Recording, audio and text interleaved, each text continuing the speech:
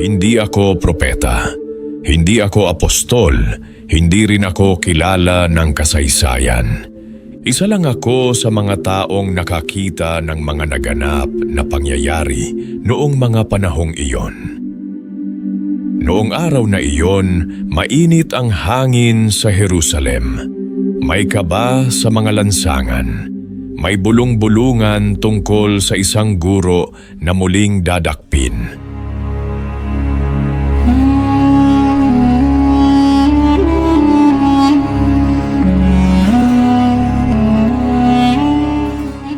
Naroon ako nang siya'y dalhin palabas ng lungsod. Hindi ako sumigaw. Hindi ako umiyak. Nanood lang ako, tahimik. Sa bawat hakbang niya, ramdam ko ang bigat na hindi ko maipaliwanag. Hindi lang bigat ng krus, kundi bigat ng kasalanan. Kasalanan naming lahat.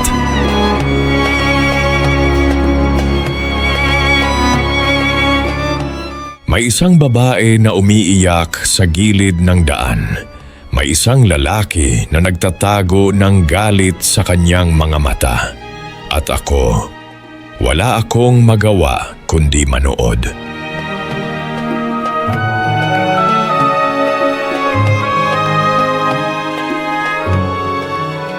Nang siya'y bumagsak sa lupa, may kumirot sa aking dibdib. Hindi ko siya kilala ng personal, ngunit pakiramdam ko may nawawala sa mundo.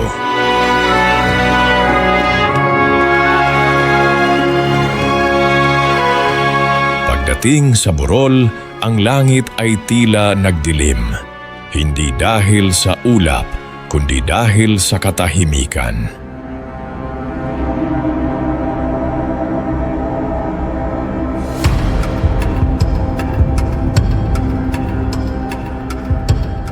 Narinig ko ang tunog ng pako.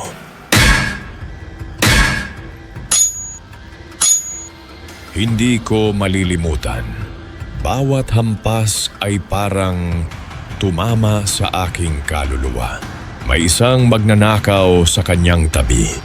May isa pang nanlait. At siya, tahimik na nagdasal. Ama, patawarin mo sila. Pagkat hindi nila alam ang kanilang ginagawa. Ang narinig kong sinabi niya. Napayo ko ako. Sino ang makakapagpatawad sa gitna ng ganitong sakit? Lumipas ang oras. Humina ang kanyang hininga at nang binigkas niya ang huling salita, parang huminto ang mundo.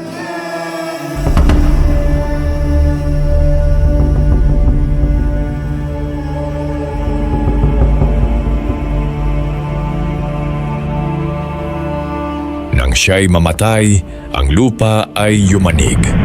Ang kurtina ng templo ay napunit at sa kauna-unahang pagkakataon, naramdaman kong may Diyos nga.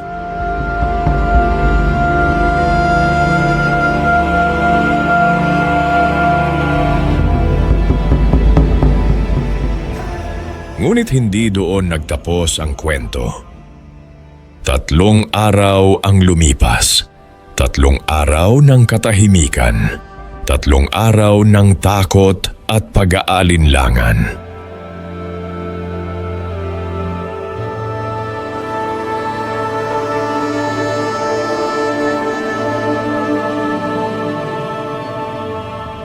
Narinig ko ang mga usap-usapan.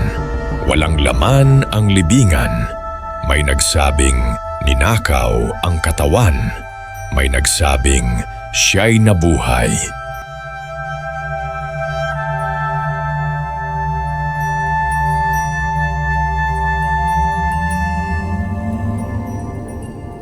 Hindi ako naniwala agad. Gusto kong makita. At isang umaga, habang ang araw ay unti-unting sumisilip, naroon ako malapit sa hardin. May liwanag, may kapayapaan, at may tinig na hindi ko malilimutan. Hindi ko siya nakita ng malinaw, ngunit alam kong siya iyon.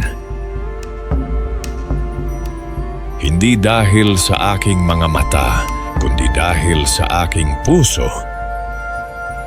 Mula noon, hindi na ako ang dating ako.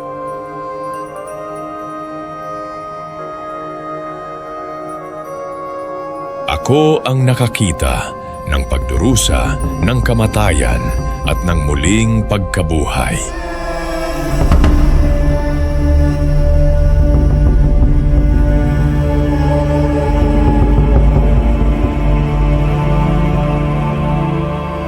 At kung may tanong ka ngayon, kung totoo bang may pag-asa, kung may kapatawaran pa, kung may saysay pa ang pananampalataya, ako ang sasagot, oo, dahil minsan isang tahimik na saksi ang binago ng isang buhay na Diyos.